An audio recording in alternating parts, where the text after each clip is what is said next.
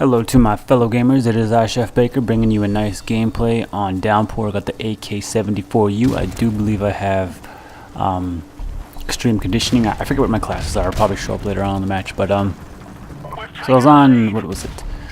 Some sort of social media website. But anyways, I think it was Facebook. But there was this little story or whatever saying that the next Call of Duty might actually be set in 2017, and to me that's some exciting news. It's not in the future. It's not some stupid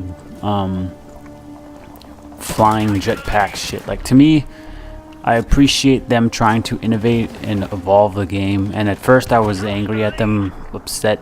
You know, Black Ops 3 or Advanced Warfare, the movement was kind of fun, but it just got too gimmicky real quick, and I just felt like they're trying to be dicks because the old creators of what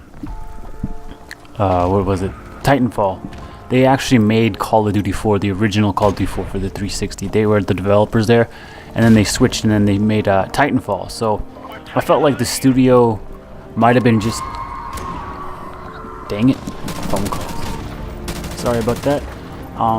Check out this streak right here. My goodness, it's just beautiful. I was just aggressive. You know, usually I try to play smart because I used to just be purely aggressive, rush, and then it was frustrating because I'd screw myself over so much and run into bad scenarios, and then yeah. But nowadays I play a lot more smart, I guess you could say, a little bit slower, check my corners. You know, I try not to play too aggressive now. I'm trying to have a nice little balance in my gameplays. But anyways, there weren't two camp, is what I'm trying to say. I feel like the studios might have been a little bit petty and tried to do their own version of Titanfall and tried to overshadow them and kind of like get everyone like, oh, exosuits, exo movement, and then because Call of Duty is such a popular brand, it would overshadow Titanfall and kind of kill Titanfall. I don't know, that's just a theory. I'm a fucking conspiracy theorist, I guess you could say. But to me, Call of Duty is boots on the ground, and it always has been. And the term boots on the ground had to be invented just to the fans to explain what we like, and we're like, we don't like exosuits, you know. So I guess that term got coined. But my first Call of Duty experience was Call of Duty 2. My auntie, she was working in the apartments we were living in. It's like a big apartments, and she was renovating, I think. And she found this Call of Duty CD, and she came into my room one day. I was playing, I think I was obsessed with GameCube back in the day. Mario Party, Mario Strikers, all kinds of Mario games. It was just, that was my shit back in the day. And what you call it? I swear to God, because it was just me and my group of cousins, I thought it was the greatest Super Smash Bros. Melee player ever. And then I ended up facing some of my friends. I was like, holy shit, I found worthy opponents. But anyways, so yeah, I was playing the GameCube, and she came into my room. She's like, "You got a PlayStation, right?" And I was like, "Yeah." And she's like, "I found this, my boy." And I looked at it, and it was Call of Duty 2, Big Red 1, I think it might have been. It was one of the first Call of Duties. I think it was Call of Duty 2. But yeah, I slapped it in the PlayStation 2. I hadn't played it for a long time, and I just absolutely fell in love with it. Like, it was only campaign, by the way. And I was just having so much fun with it. And for me, a lot of campaign stories are just boring, especially the Call of Duties. It just feels like you're just running through them, and the story's really dull, and it's not anything special. But for me, it was just like the fact that it was World War II. It was a relatable, real scenario.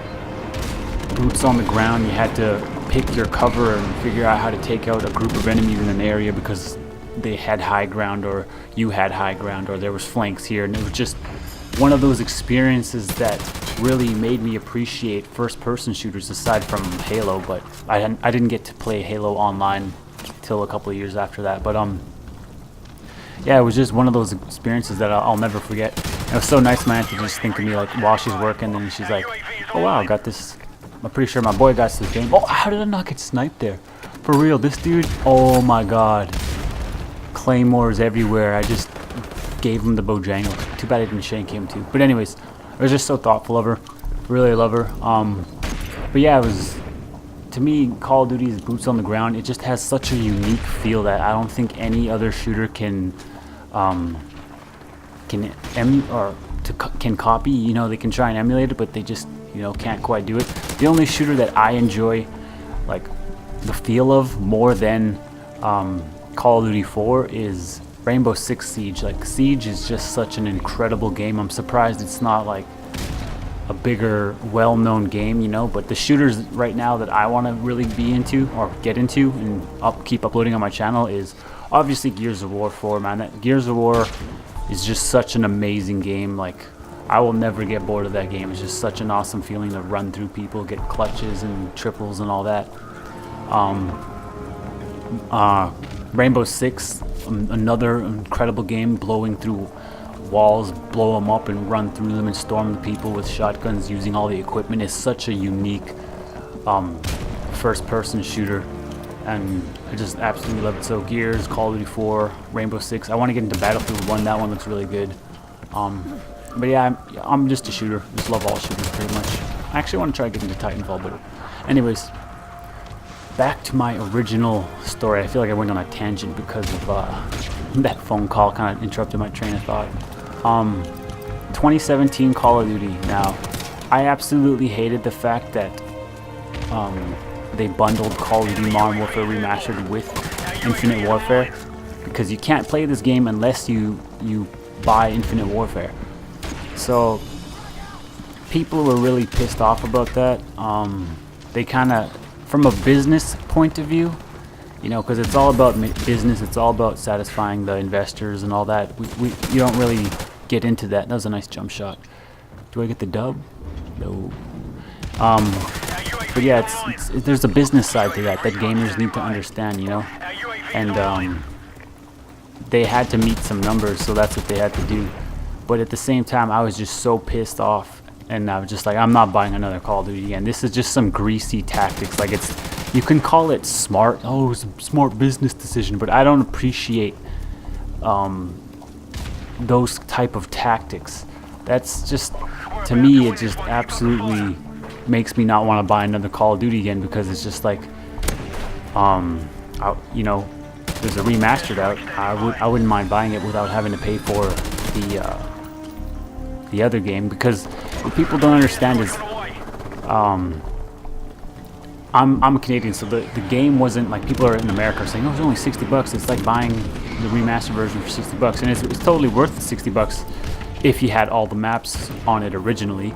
But anyways, yeah, for me, I spent, I think it was 80, or it was quite expensive actually to get it was more than $60, that's for sure. I think it might have actually been 100 and something. That was a nice nade jump, or not a nade jump, claymore jump, and this guy's just a clueless noob. Oh, he's there.